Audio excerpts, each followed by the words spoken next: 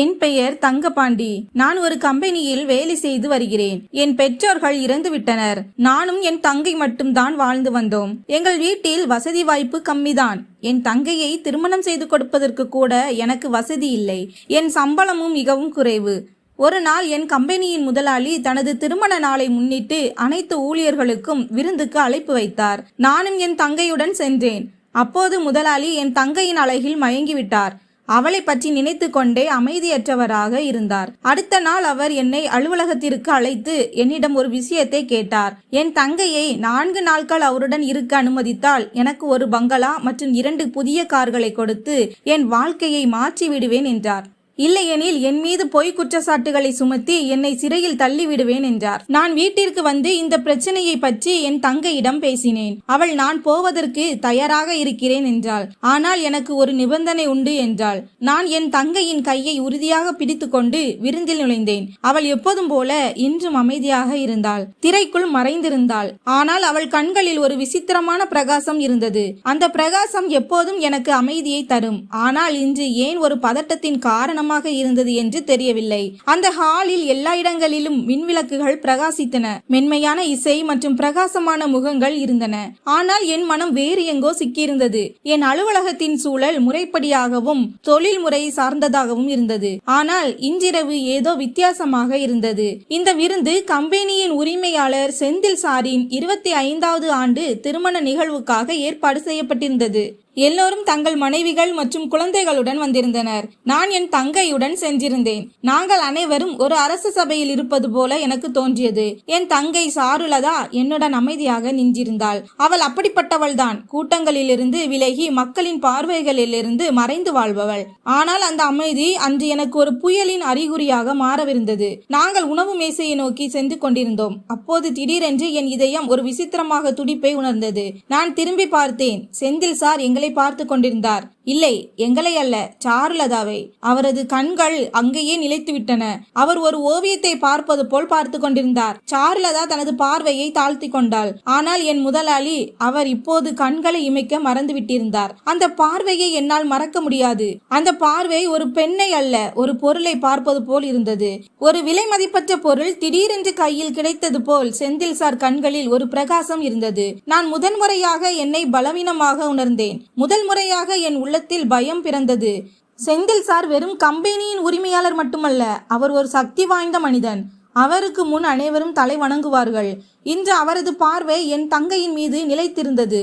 அண்ணா, வா, அங்கே உட்காரலாம் என்று சாருலதா மென்மையாக சொன்னாள். ஒருவேளை அவள் என் முகத்தின் மாற்றங்களை உணர்ந்திருக்கலாம். நான் ஆம் என்றேன். ஆனால் என் பார்வை இப்போது செந்தில் சார் மீது இருந்தது.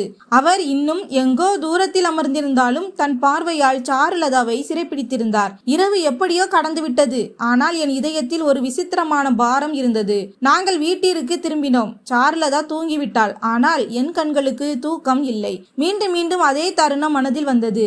செந்தில் சாரின் பார்வை, அவரது முகம், அவரது புன்னகை எல்லாம் எனக்கு வியப்பை தந்தது. மறுநாள் காலையில் அலுவலகம் சென்றதும் உதவியாளர், சார், உங்களை செந்தில் சார் அழைத்திருக்கிறார் என்றார். என் கால்கள் நின்றுவிட்டன. என் இதயம் வேகமாக துடித்தது.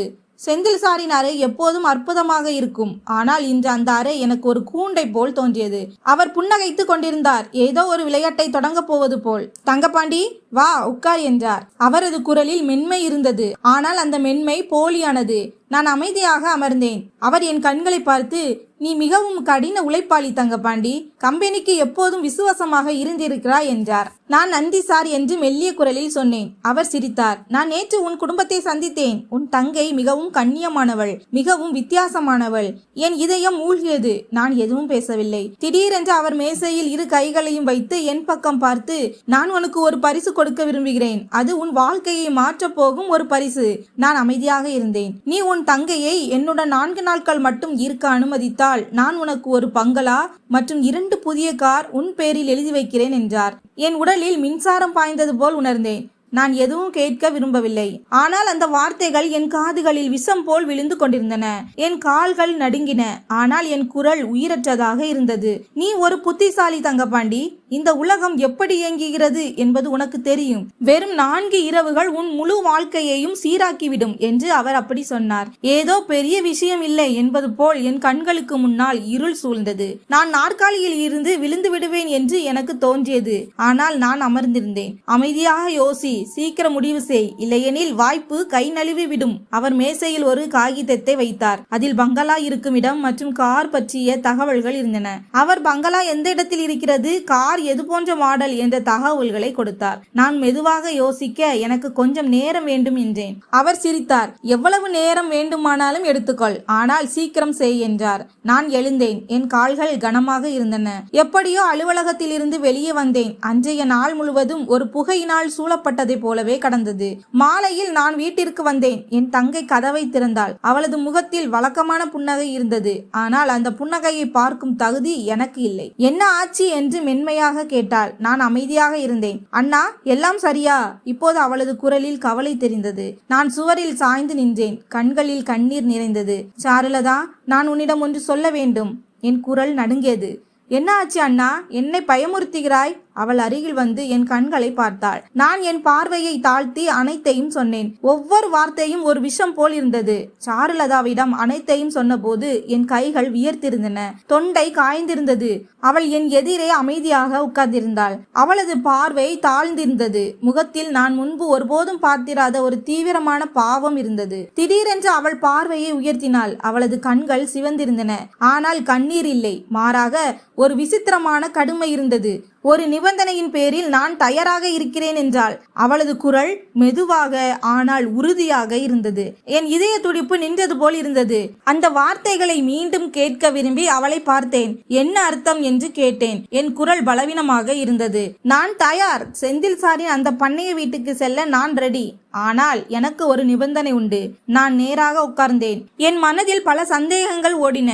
அவளிடம் என்ன நிபந்தனை என்று தயங்கி கேட்டேன். சாருலதா ஆழ்ந்த மூச்சு விட்டாள். பிறகு மெதுவாக சொன்னாள், நான் அந்த அரக்கனின் வீடியோவை பதிவு செய்வேன். ஒவ்வொரு நொடியையும், ஒவ்வொரு செயலையும். அதனால் உண்மை உலகுக்கு தெரிய வரும். ஒரு கணம் என் கேட்கும் திறன் என்னை ஏமாற்றியது போல் உணர்ந்தேன். நீ வீடியோ எடுக்க விரும்புகிறாயா? ஆம் என்றாள். இதுதான் என் பழிவாங்குதலாக இருக்கும். நம் ஏழ்மையை வைத்து விளையாட முயற்சி செய்தவரை நான் அவரது மரியாதையை விட்டு விலக்குவேன். நான் திகைத்து போனேன். அவள் என்னுடன் பேச மாட்டாள், அல்லது என்னை விட்டு போய்விடுவாள், அல்லது வெறுப்பாள் என்று நினைத்தேன். ஆனால் என் தங்கை வெளிப்படுத்திய எண்ணம் என் கற்பனைக்கு அப்பாற்பட்டது. அந்த நொடியில் என் பார்வை அவள் மீது நின்றது. எப்போதும் இறைவனிடம் பிரார்த்தனைக்கு கைகளை கூப்பிய அந்த பெண் இப்போது தன் நோக்கத்திற்காக கைகளை மூடிக்கொண்டிருந்தாள். ஒவ்வொரு சண்டையையும் தவிர்த்து வந்த அந்த பெண் இப்போது களத்தில் இறங்க தயாராக இருந்தாள். ஆனால் இது மிகவும் ஆபத்தானது என்றேன். சாருலதா, செந்தில் சார் சாதாரண மனிதர் அல்ல. அவனிடம் பணம், அதிகாரம், செல்வாக்கு அனைத்தும் உள்ளன. அவன் நமக்கு ஏதாவது தீங்கு செய்தால் நாம் ஏற்கனவே வறுமையில் இருக்கின்றோம் என்றேன். அண்ணா, உனக்கு புரியவில்லை. அவன் நம்மை மிரட்டி விட்டான். அவனது மிரட்டலுக்கு நாம் அடிபணிந்தால் அவன் இன்னும் மேலே போவான். யாராவது ஒருவர் எழுந்து நிற்க வேண்டும். அது நான் தான். அன்று இரவு நாங்கள் சேர்ந்து ஒரு திட்டம் போட்டோம். என்னிடம் ஒரு பழைய கேமரா இருந்தது. அந்த பழைய கேமராவை வெளியே எடுத்தேன். என் தங்கை ஊடகங்களுக்கு செய்தி சொல்லும் அறிக்கைகள் தயாரிக்கும் தனது நண்பர் சரவணனை தொடர்பு கொண்டாள். அவன் நம்பிக்கையானவன். சாருலதாவின் ரகசியத்தை ரகசியமாக வைத்திருப்பான். வீடியோ ஆதாரங்கள் தவறான நோக்கத்தை தெளிவாக காட்டினால் மட்டுமே ஏற்றுக்கொள்ளப்படும் என்று சரவணன் எங்களிடம் சொன்னார். அதனால் சாருலதா செந்தில் சாரின் ஒவ்வொரு பேச்சையும், அது எவ்வளவு மறைமுகமாக இருந்தாலும் பதிவு செய்ய முடிவு செய்தாள். நாங்கள் சந்தையில் ஆடைகளுக்குள் மறைத்து வைக்கும் சிறிய கேமரா ஒன்றை வாங்கினோம். சாருலதா அதை தனது ஆடையில் பொருத்தி கொண்டாள். மேலும் ஒரு பவர் பேங்குடன் இணைக்கப்பட்ட மொபைல் போனை ஒரு பையில் மறைத்து வைத்து கொண்டாள். அது பேக்கப் பதிவாக செயல்படும். அனைத்து தொழில்நுட்ப விவரங்களையும் சரவணன் உதவியுடன் சரிபார்த்தோம். உங்கள் மனதை உறுதியாக வைத்திருங்கள் என்றார் அவர். இந்த நடவடிக்கை உங்களை அழித்துவிடும் அல்லது பலரை காப்பாற்றும். நாம் இந்த நடவடிக்கை எடுக்கவில்லை என்றால் நாளை நம் குழந்தைகளும் இதை எதிர்கொள்ள வேண்டியிருக்கும். அடுத்த நாள் அலுவலகம் சென்று செந்தில் சாரின் அறை கதவை தட்டினேன். உள்ளிருந்து வா என்ற குரல் கேட்டது. செந்தில் சார் சோஃபாவில் உட்கார்ந்திருந்தார். அவரது முகத்தில் அதே அமைதி இருந்தது. ஒரு வேட்டையாடி தன் இரைக்கு அருகில் வரும்போது இருப்பது போல நான் வணக்கம் சொன்னேன். அமைதியாக ஒரு நாற்காலியில் அமர்ந்தேன். என் பார்வை மேசையில் இருந்த கோப்புகள் மீது இருந்தன. ஆனால் என் மனம் சாருலதா கண்களில் இருந்த தயாரிப்பு மீது இருந்தது. என்ன யோசித்தாய் என்று செந்தில் சார் கேட்டார். நான் என் தலையை தாழ்த்தி மெதுவாக சொன்னேன், நாங்கள் தயார். ஒரு கணம் அமைதி நிலவியது. பிறகு அவர் சத்தமாக சிரித்தார். எனக்கு தெரியும் தங்கப்பாண்டி, நீ புத்திசாலி. நீ மிக புத்திசாலித்தனமான முடிவை எடுத்திருக்கிறாய். அவர் எழுந்து ஒரு அலமாரியை திறந்து ஒரு பையை எடுத்து என் பக்கம் நீட்டி, இதை எடுத்துக்கொள். இதில் பண்ணை வீட்டின் முகவரி உள்ளது. இன்று இரவு 11 மணிக்கு எல்லாம் தயாராக இருக்கும். நீ கவலைப்படாதே. உன் தங்கைக்கு எந்த தொந்தரவும் இருக்காது. நான் அந்த பையை கையில் எடுத்துக்கொண்டேன். திறக்காமல் அமைதியாக தலையசைத்தேன். உள்ளே ஏதோ ஒன்று உடைந்து போவது போல் இருந்தது. ஆனால் என் முகத்தில் ஒரு செயற்கையான பாவம் வைத்திருந்தேன். தங்கப்பாண்டி, உனது வாழ்க்கை எவ்வளவு மாறப்போகிறது என்று உனக்கு தெரியாது. ஒரு பங்களா, 2 கார், நீ கனவில் கூட நினைக்காத அனைத்தும் என்றார். அவர் என் தோளில் கையை போட்டு ஒரு தாராளமான எஜமானை போல பேசினார். நான் என் பார்வையை அவரது முகத்திலிருந்து அகற்றி எழுந்து நின்றேன். நன்றி சார் என்று சொல்லி கிளம்பினேன். மேலும் தங்கப்பாண்டி என்று அவர் என்னை நிறுத்தினார். யாரிடமும் எதுவும் சொல்லாதே, இந்த விஷயம் நமக்குள் மட்டுமே இருக்கட்டும் என்றார். நான் சரி சார் என்றேன். அலுவலகத்திலிருந்து வெளியே வந்ததும் சாருலதாவுக்கு ஒரு செய்தி அனுப்பினேன். வேலை முடிந்தது, அவர் இன்று இரவு தயார் என்றேன். சாருலதா உடனடியாக பதிலளித்தாள். எல்லாம் பதிவு செய்ய தயார், பேட்டரியும் சார்ஜாக உள்ளது என்றாள். இரவு 11 மணிக்கு முழு இருட்டாகி இருந்தது. நான் சாருலதாவை செந்தில் சார் பண்ணை வீட்டுக்கு அருகில் விட்டுவிட்டு வீட்டுக்கு திரும்பி வந்தேன். ஆனால் என் இதயம் அங்கேயே எங்கோ சிக்கி இருந்தது.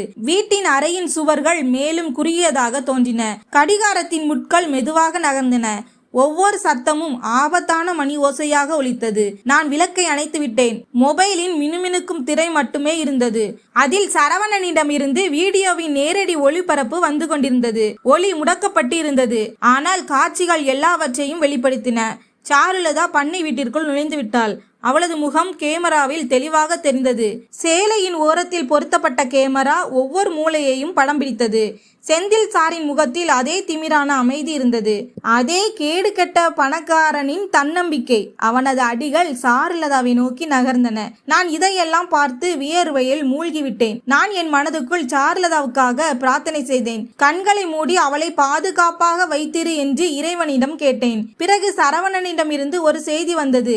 பதிவு அனைத்தும் சரியாக போய்கொண்டு இருக்கிறது, பயப்படாதே என்றான். நான் கடவுளே, அவளுக்கு எந்த தீங்கும் நடக்காமல் இருக்க வேண்டும் என்று பிரார்த்தனை செய்தேன். கிட்டத்தட்ட 50 நிமிடங்களுக்கு எல்லாம் அமைதியாக இருந்தது. பிறகு திடீரென்று சரவணனின் அழைப்பு வந்தது. சாருலதா வெளியே வந்துவிட்டாள். உன் கார் எங்கே? நான் வேகமாக வீட்டிலிருந்து வெளியேறி காரை ஸ்டார்ட் செய்து பண்ணை வீட்டை நோக்கி சென்றேன். 10 நிமிடங்களுக்கு பிறகு ஒரு வெறிச்சோடிய சாலையில் சாருலதா தென்பட்டாள். அவளது முகத்தில் லேசான களைப்பு, ஆனால் கண்களில் ஒரு வெற்றியாளருக்குரிய ஒளி இருந்தது. நான் காரை நிறுத்தினேன். அவள் அமைதியாக உள்ளே வந்து அமர்ந்து கொண்டாள். சில கணங்கள் நாங்கள் இருவரும் ஒருவரை ஒருவர் பார்க்கவில்லை. பிறகு அவள் மெதுவாக அனைத்தும் பதிவாகிவிட்டது, அந்த அறை, அந்த அவமானம், அனைத்தும் என்று சொன்னாள். நான் ஏதோ சொல்ல முயன்றேன், ஆனால் வார்த்தைகள் வரவில்லை. காரை ஸ்டார்ட் செய்து நாங்கள் மீண்டும் வீட்டை நோக்கி சென்றோம். வீடு வந்தடைந்ததும் சாருலதா முதலில் தனது பையில் இருந்து மொபைலை எடுத்தாள். பவர் பேங்கில் இருந்து அதை பிரித்து சரவணனுக்கு வீடியோவை அனுப்ப தொடங்கினாள். சரவணன், வீடியோ தெளிவாக உள்ளது. செந்தில் முகமும் அவனது குரலும் தெளிவாக உள்ளது. சாருலதா, நீ ஒரு நல்ல வேலையை செய்திருக்கிறாய் என்று கூறினான். நான் சாருலதாவுக்கு அருகில் அமர்ந்தேன். நீ சரியாக இருக்கிறாயா? அவன் உன்னை ஏதும் செய்யவில்லையே என்று கேட்டேன். சாருலதா என்னை பார்த்து, அவனுக்கு அந்த தைரியம் இல்லை. நான் அறைந்த போது அவனுக்கு இருந்த சிங்கம் இறந்து விட்டது என்றாள். நீ நிஜமாகவே அறைந்தாயா என்று நான் ஆச்சரியத்துடன் கேட்டேன். ஆமாம். பிறகு அவன் முகத்தில் மிளகாய் தூளை தூவினேன். அவன் கத்த தொடங்கினான். கிட்டத்தட்ட குருடன் ஆகிவிட்டான் என்று அவள் சொன்னாள். அது ஒரு சாதாரண நாளை பற்றி பேசுவது போல் இருந்தது. அவள் முகத்தில் ஒரு புன்னகை இருந்தது. ஆனால் அது ஒரு சிரிப்பின் புன்னகை அல்ல. பல ஆண்டுகளுக்கு பிறகு ஒரு தகுதியானவருக்கு கிடைத்த அமைதியின் புன்னகை அது. 2 நாட்களுக்கு பிறகு ஒரு தெரியாத எண்ணிலிருந்து எங்களுக்கு அழைப்பு வந்தது. அது செந்தில் சாரின் ஆள். அவன், முதலாளி உனக்கு ஒரு விஷயம் புரிய வைக்க விரும்புகிறார். இந்த வீடியோவை பார்க்காவிட்டால் உன் சகோதரனின் வேலை அனைத்து முடிந்துவிடும் என்று கூறினான். சாருலதா அந்த அழைப்பையும் பதிவு செய்தாள். நாங்கள் உடனடியாக அதை வழக்கறிஞரிடம் அனுப்பினோம். அவர் இப்போது நாம் போலீசில் புகார் அளிக்க வேண்டும், ஏனெனில் மிரட்டல் விடுக்கப்பட்டுள்ளது என்று கூறினார். காவல் நிலையத்திற்கு செல்வது எங்களுக்கு எளிதானது அல்ல. நாங்கள் ஒவ்வொரு பாதையையும் ஒவ்வொரு எண்ணையும் கவனமாக பார்த்தோம். காவல் நிலையத்தில் இருந்த அதிகாரி வீடியோவின் ஒரு சிறிய பகுதியை பார்த்து, இது ஒரு தீவிரமான வழக்கு, நாங்கள் ஒரு வழக்கு பதிவு செய்கிறோம் என்றார். இப்போது நாங்கள் செந்தில் ஒரு பெரிய நகர்வை செய்வான் என்று எதிர்பார்த்தோம். அந்த நகர்வு 2 நாட்களுக்கு பிறகு வந்தது. திடீரென்று என் மொபைலுக்கு கம்பெனியிலிருந்து அழைப்பு வந்தது. தங்கப்பாண்டி, உன் வேலையிலிருந்து சில கேள்விகள் எழுப்பப்பட்டுள்ளது. கம்பெனி நீ 2 வாரங்களுக்கு விடுப்பில் செல்ல வேண்டும் என்று விரும்புகிறது. இது முதல் கம்பெனி தாக்குதல் என்று நான் புரிந்து கொண்டேன். சரி, ஆனால் இதற்கும் ஒரு பதில் கிடைக்கும் என்று கூறினேன். சாருலதா சொன்னால், இது அவனது பதற்றம்தான். அவன் என்ன செய்தாலும் நாம் தட்டிய கதவு இப்பொழுது முழு சுவரையும் அசைத்துவிடும் என்று சொன்னாள். அந்த இரவு நாங்கள் சரவணனுடன் ஆலோசனை செய்து 2 விஷயங்களை செய்தோம். பத்திரிகையாளர்களுக்கு முழு வீடியோவையும் கொடுத்தோம். அதனால் நேரம் வரும்போது முழுமையாக புகார் அளிக்க முடியும். ஒரு வீடியோ வாக்குமூலத்தையும் பதிவு செய்தோம். அதில் சாருலதா முழு கதையையும் தெளிவாகவும் உண்மையாகவும் சொன்னாள். அதை நாங்கள் 4 வெவ்வேறு நபர்களுக்கு அனுப்பினோம். எங்களுக்கு ஏதேனும் நேர்ந்தால் இந்த வாக்கு மூலம் தானாகவே வெளியிடப்படும். சாருலதா கடைசியாக, இப்போது இந்த போர் நமக்காக மட்டுமல்ல, அமைதியாக இருக்க அனைவருக்கும் உண்டானது என்று சொன்னாள். நான் சாருலதாவை பார்த்தேன். அவளது கண்களில் இப்போது ஒளி மட்டுமில்லை, அது ஒரு எரிமலையாக மாறியிருந்தது. அந்த எரிமலை இப்போது எங்களுக்கு மட்டுமல்ல, முழு அமைப்புக்கும் ஒரு அச்சுறுத்தலாக மாறியிருந்தது.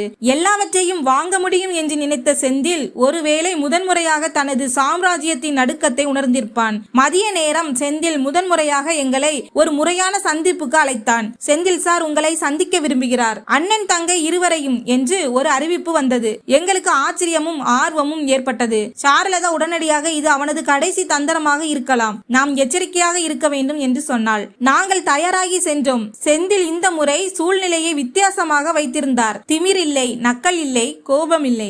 இந்த முறை அவர் ஒரு மென்மையான புத்திசாலித்தனமான தொழிலதிபர் போல இருந்தார். எங்களை ஒரு மாநாட்டு அறையில் அமர வைத்தார். அங்கு மேசையில் 2 கோப்புகள் ஏற்கனவே வைக்கப்பட்டிருந்தன. தண்ணீர், டீ என்று அவர் ஒரு லேசான புன்னகையுடன் கேட்டார். சாருலதா, நாங்கள் ஒன்றும் டீ குடிக்க வரவில்லை, உண்மையை சொல்லவும் தீர்ப்பை வழங்கவும் வந்திருக்கிறோம் என்று கூறினாள். நான் சாருலதாவை பார்த்தேன். பிறகு மேசையில் இருந்த ஆவணங்களை பார்த்தேன். செந்தில் கையை நீட்டினார். பார் தங்கப்பாண்டி, நடந்தது தவறுதான் என்பதை நான் ஒப்புக்கொள்கிறேன். ஆனால் இப்போது நாம் சேர்ந்து ஒரு தீர்வை கண்டுபிடிக்க வேண்டும் என்றார். தீர்வா என்று நான் முதன்முறையாக வாயை திறந்தேன். ஆம், ஒரு சமரசம். நீங்கள் இந்த வீடியோவை அழித்து விடுங்கள், நான் உங்களுக்கு பதவி உயர்வு தருகிறேன். தங்கப்பாண்டி, நீ இந்த கம்பெனியின் துணை இயக்குனர் ஆகிவிடுவாய். ஒரு குடியிருப்பு, ஒரு கார், ஆண்டு போனஸ் எல்லாம் தருகிறேன் என்றார். சாருலதா, நீ ஒரு அறக்கட்டளையை நடத்தலாம், நான் அதற்கு நிதி அளிப்பேன் என்று சொன்னார். சாருலதா அமைதியாக கேட்டாள். பிறகு மெதுவாக, நீங்கள் நீதிக்காக பேரம் பேச விரும்புகிறீர்கள், உங்கள் பணக்கார திமிர் கோப்புகளில் புதைக்கப்பட வேண்டும் என்று விரும்புகிறீர்கள், அப்படித்தானே என்று கேட்டாள். இல்லை இல்லை, இது ஒரு புதிய தொடக்கமாக இருக்கலாம். நீங்கள் வெற்றி பெற்றுவிட்டீர்கள், நான் ஒப்புக்கொள்கிறேன். ஆனால் எல்லாவற்றையும் அழித்துவிட்டு என்ன கிடைக்கும் என்று அவர் சொன்னார். நான் ஒரு கணம் தயங்கினேன். பல விஷயங்கள் என் மனதில் தோன்றின. பணவீக்கம், தங்கையின் திருமணம், சிறிய வீடு, பணமில்லாத நாட்கள். நான் தடுமாற தொடங்கினேன். செந்தில் சாரின் வார்த்தைகள் என் இதயத்தில் குத்தின. ஆனால் அதே நேரத்தில் வேறு ஒரு உலகின் வசதியின் வாக்குறுதியையும் அளித்தன. நான் மெதுவாக, ஒருவேளை நமக்கு ஒரு வாய்ப்பு கிடைக்கிறது என்று சொன்னேன். சாருலதா என் கையை பலமாக பிடித்தாள். அவளது விரல்களின் பிடியில் இருந்த வலிமை என் இதயத்தின் சலனத்தை நீக்கியது. நமக்கு நீதி வேண்டும் அண்ணா, சமரசம் வேண்டாம். நம்மை விற்க அல்ல, நமது மனசாட்சியை உயிருடன் வைத்திருக்கத்தான் இந்த பயணத்தை தொடங்கினோம் என்று சொன்னாள். நான் அவளது கண்களை பார்த்தேன். முதல் முறையாக எந்த தயக்கமும் இல்லாமல் ஒரு முடிவை எடுத்தேன். நான் காலத்தை விட முன்னோக்கி சிந்திக்கும் என் தங்கையுடன் இருக்கிறேன். நான் செந்தில் சாரை பார்த்து, உங்கள் கோரிக்கையை நாங்கள் ஏற்கவில்லை, நாங்கள் உண்மையை விட்டு விலக மாட்டோம் என்று சொன்னேன். செந்தில் சாரின் புன்னகை மெதுவாக அவரது முகத்திலிருந்து மறைந்தது. அவர் ஆழமாக சுவாசித்தார். கோப்புகளை மூடி மெதுவான குரலில், யோசித்துக் கொள்ளுங்கள், நீங்கள் இந்த வீடியோவை வெளியிட்டால் உலகம் உங்களுடன் நிற்காது. மக்கள் 2 நாட்கள் சத்தமிடுவார்கள், பிறகு எல்லாவற்றையும் மறந்து விடுவார்கள். ஆனால் உங்கள் வாழ்க்கை நிரந்தரமாக மாறிவிடும், ஒருவேளை அழிந்து போகலாம் என்று சொன்னார். சாருலதா அமைதியான குரலில், நாங்கள் முடிவை முன்பே எடுத்துவிட்டோம், இப்போது செயல்படுத்த மட்டுமே பாக்கி உள்ளது என்று கூறினாள். நீங்கள் நாங்களும் மற்றவர்களைப் போல பயந்தவர்கள் என்று நினைக்கிறீர்களா என்று கேட்டாள். செந்தில் சார் மேசையில் கை வைத்து அடித்தார். உங்கள் இருவரின் விளைவுகளுக்கும் நீங்களே பொறுப்பு என்று சொன்னார். நாங்கள் அமைதியாக எழுந்து வெளியே வந்தோம். கம்பெனியின் வழியில் பல கண்கள் எங்களை பின்தொடர்ந்தன. ஆனால் இந்த முறை நாங்கள் அதை பொருட்படுத்தவில்லை. வெளியே வந்ததும் நாங்கள் ஒருவரை ஒருவர் பார்த்து கொண்டோம். சாருலதா, அண்ணா, அவன் தோற்றுவிட்டான் என்பதை அவன் ஒப்புக்கொண்டான். இப்போது சட்டத்தின் கதவை தட்ட வேண்டும் என்று சொன்னாள். அடுத்த நாள் நாங்கள் சட்ட வழக்கு பதிவு செய்வதற்காக அனைத்து நடவடிக்கைகளையும் எடுத்தோம். போலீஸ் விசாரணை தொடங்கியது. 2 நாட்களுக்குள் 3 பெண்கள் வெவ்வேறு காவல் நிலையங்களில் முதல் தகவல் அறிக்கையை பதிவு செய்தனர். அவர்களில் ஒருவர் ரஞ்சினி. அவள் தைரியமாக வாக்குமூலம் அளித்தது மட்டுமல்லாமல் தனது பெயரையும் வெளிப்படுத்தினாள். கோகிலா ரகசியமாக தனது வாக்குமூலத்தை பதிவு செய்தாள். மற்ற 2 பெண்கள் நீதிமன்ற அதிகாரியின் முன் வாக்குமூலம் அளித்தனர். நேற்று வரை ஊடகங்களில் தனது வெற்றி கதைகளை சொல்லிக் கொண்டிருந்த செந்தில் இன்று நீதிமன்றத்தில் ஆஜரான போது முகத்தை மறைத்துக் கொண்டு நின்றார். செய்தியாளர்கள், சார், நீங்கள் நிரபராதியா? நீங்கள் நிஜமாகவே பெண்களை பயன்படுத்தி உள்ளீர்களா என்று கத்தினார்கள். ஆனால் அவர் அமைதியாக தலையை குனிந்தபடி இருந்தார். நீதிமன்றம் முதலில் அவரை 4 நாட்களுக்கு போலீஸ் காவலில் வைத்தது. இந்த சம்பவத்திற்கு பிறகு எங்கள் வீட்டின் வெளியே அக்கம் பக்கத்தினரின் பார்வைகள் மாறியிருந்தன. முன்பு மக்கள் பார்வையை திருடி சென்றனர். இப்போது அவர்கள் மரியாதையுடன் எங்களிடம் வந்து வணக்கம் தெரிவித்தனர். காவலாளி கதவை திறந்து, அம்மா, உங்களை போன்ற ஒரு தைரியமான பெண்ணை நான் இதுவரை பார்த்ததில்லை என்று சொன்னார். சாருலதா ஒரு புன்னகை மட்டுமே அளித்தார். அலுவலக என் சக ஊழியர்கள் என்னை சுற்றி வளைத்தனர். ஒருவர், நீங்கள் இருவரும் இவ்வளவு பெரிய நடவடிக்கை எடுப்பீர்கள் என்று எங்களுக்கு தெரியாது என்றனர். நான் தலையசைத்து, இந்த நடவடிக்கையை நாங்கள் எடுக்கவில்லை, உண்மைதான் எடுத்தது என்று சொன்னேன். சாருலதா வீடு வந்து நீதிமன்றத்தில் சமர்ப்பிக்க வேண்டிய அனைத்து கடிதங்களையும் அறிக்கைகளையும் ஒழுங்கமைக்க தொடங்கினாள். அவள் ஒரு கோப்பை தனியாக வைத்தாள். அதன் பெயர் வீழ்ச்சிக்கு பிறகு. அதில் பொதுமக்கள் அவளுக்கு எழுதிய அனைத்து கடிதங்களும் இருந்தன. பாராட்டு, நன்றி மற்றும் அனுதாபம். ஒரு கடிதத்தில் ஒரு வயதான பெண்மணி,